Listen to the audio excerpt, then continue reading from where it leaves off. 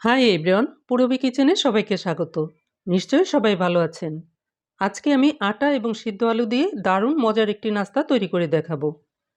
তৈরি করাটাও একদম সহজ এবং খেতেও অনেক মজার।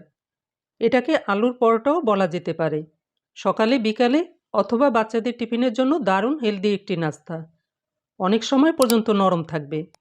নাস্তাটি তৈরি করার জন্য প্রথমে নিয়েছি 1 কাপ আটা। আপনারা ময়দা দিয়েও তৈরি করতে পারেন। এর মধ্যে দিয়েছি আধা চা চামচ লবণ, 1 চা চামচ চিনি, এগুলো মিশিয়ে নিয়েছি। এরপরে দিয়েছি 3 টেবিল চামচ সয়াবিন তেল। তেলটাকে ময়দার সঙ্গে ভালো করে ঘষে ঘষে মাখিয়ে নিতে হবে।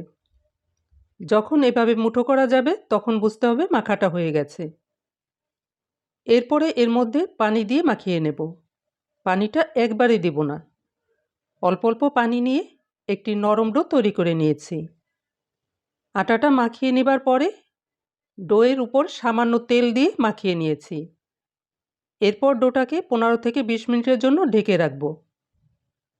এই সময় পরোটার ভিতরে পুরটা রেডি করে নেব। তার জন্য নিয়েছি সিদ্ধ করা 5টি আলু। আলুগুলোকে একটি কাঁটা চামচের সাহায্যে ম্যাশ করে নিয়েছি। ভালো করে ম্যাশ করতে হবে। এর সঙ্গে নিয়েছি 3-4টি পেঁয়াজ কুচি। নিয়েছি স্বাদ অনুযায়ী লবণ। পেঁয়াজটাকে লবণ দিয়ে একটু নরম করে মাখিয়ে নিতে হবে। এরপর এর মধ্যে দিয়েছি 2টো শুকনো লঙ্কা। লঙ্কাটাকে ভেজে মুচমুচে করে হাত দিয়ে গুঁড়ো করে নিলাম। ঝালটা আপনাদের পছন্দ মতো দিবেন। আপনারা কাঁচা ঝালটাও কুচি করে দিতে পারেন। এরপরে দিয়েছি কিছুটা ধনেপাতা কুচি, আধা চা চামচ চাট মশলা। আপনাদের যদি পছন্দের কোনো মশলা থাকে তাও অ্যাড করতে পারেন।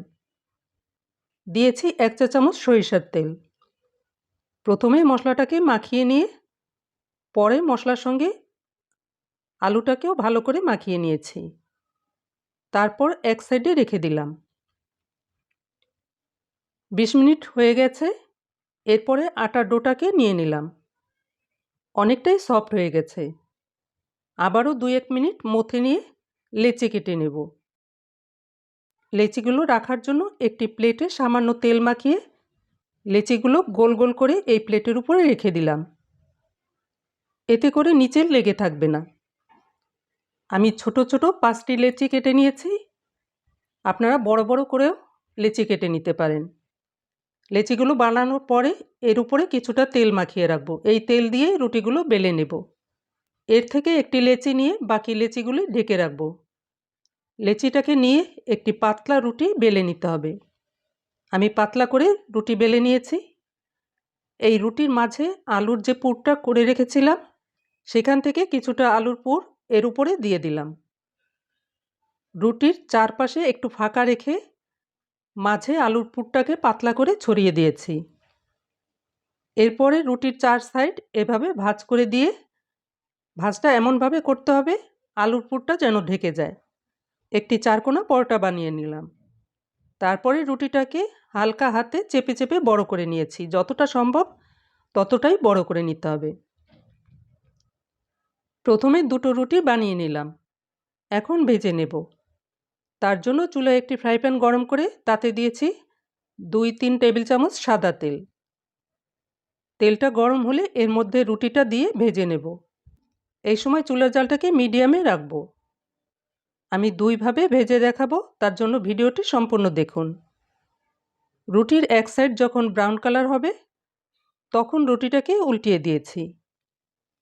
চুলার জালটা মিডিয়ামে রেখেই রুটিগুলো উল্টে পাল্টে ভেজে নিয়েছি। রেসিপিটি ভালো লাগলে সবার সঙ্গে বেশি বেশি শেয়ার করবেন। এরপর ডুবো তেলে রুটিগুলো ভেজে দেখাবো। তার জন্য ওই প্যানে আরও খানিকটা তেল দিয়েছি। তেলটা গরম হলে এর মধ্যে একটি রুটি দিয়ে দিলাম।